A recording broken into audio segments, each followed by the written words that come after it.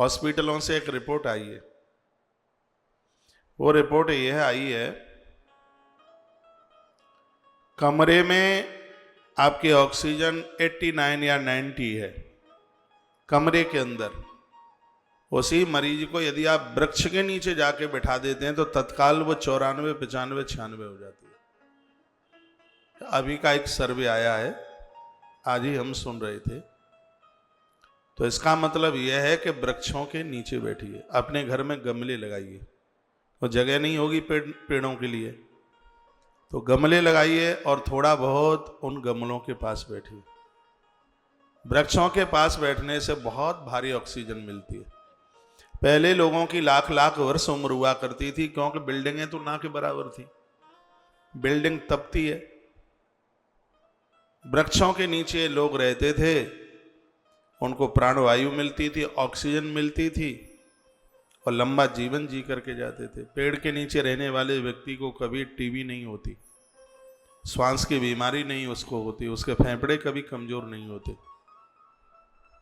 People, but, नीम, यह वृक्ष तो बहुत ज़्यादा प्रभावशाली है ऑक्सीजन देने में।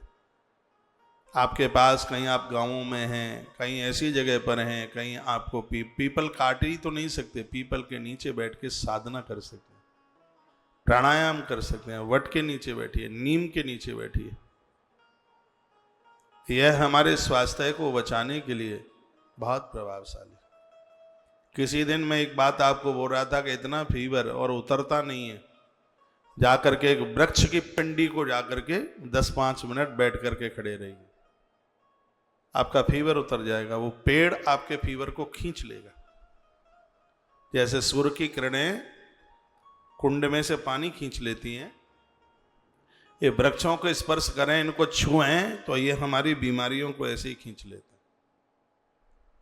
प्रकृति का बनाया हुआ यह विधान है। ऐसे उसकी पिंडी को, तने को ऐसे ले लीजिएगा, ऐसे अपना गलुआ कनपटी लगा करके उस पर कुछ देर के लिए खड़े रहिए। आपके अंदर की घबराहट है, हार्ट थोड़ा गड़बड़ करता है, ठीक से चलता नहीं है, फीवर है, बुखार है, सच में पेड़ ले लेगा। वृक्ष का तो बहुत बड़ा विज्ञान।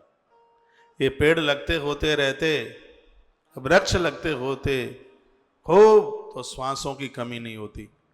आज सिंगापुर से ऑक्सीजन लेनी पड़ी है तो इसकी जरूरत ही नहीं पड़ती। मैं सिंगापुर गया हूं, लंका गया हूं और भी बहुत देशों में गया हूं।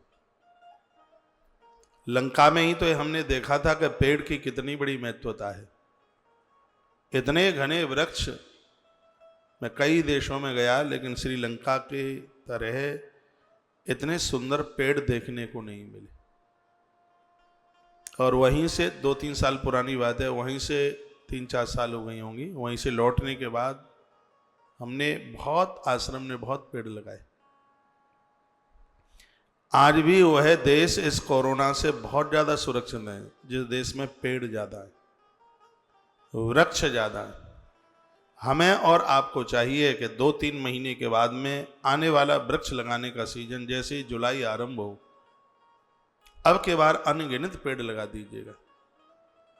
ये वृक्ष नहीं होंगे तो जो सजग और समझदार जो लोग कहते हैं कि लगता है कि 100-150 वर्ष के बाद में ये दुनिया नहीं है, यदि यही होता रहा तो 100 साल के बाद दुनिया नहीं रहेगी, सब ऐसे ही समाप्त हो जाएगा, कुछ बचेगा नहीं। इसलिए परमात्मा के जगत को सजाना ये जिम्मेवारी हमारी और आपकी है। कल मुझे यहाँ से इतना अच्छा लग रहा था, कोई भाई साहब खड़े थे और वहाँ से पानी भर भर के इन पेड़ों में, बोतल में भर भर के डाल रहे थे। कल कथा के ही बीच की बात है, आप सब कथा सुन रहे थे। वो वहाँ से कूलर के पास से पानी लाते, वाटर कूलर के पास से, और ला करके इधर इन पेड़ों में डाल देते। ये सबके ही लिए होना चाहिए, मेरे और आपके लिए, सबके लिए। ये टेलीविजन पर ये तस्वीरें आप देखते हैं दिखाने के लिए नहीं, मेरी तो बहुत श्रद्धा है इसमें भारी, मैं तो बहुत मानता हूं इसको। स्वस्थ जीवन के लिए वृक्षों का होना बहुत आवश्यक है। आप चिंता ना कीजिए, लिंग पुराण की कथा पूरी सुना दूंगा, छोड़ूंगा नहीं कोई चैप्टर। लेकिन यह भी बहुत ज़्यादा जरूरी है, जिसके लिए मैं 2 बोल रहा हूँ आपके बीच में। आप छोटे कस्बों में, छोटे शहरों में रहते हैं, आप जमींदार हैं, वहाँ खूब पेड़ लगाइए, बट पेड़, आप पीपल के पेड़, नीम के पेड़ और कदम्ब के पेड़, चंपा का पेड़ भी बड़ा फायदा है इस चीज में। ये जो वृक्ष का जो विज्ञान है वो बड़ा अद्भुत है।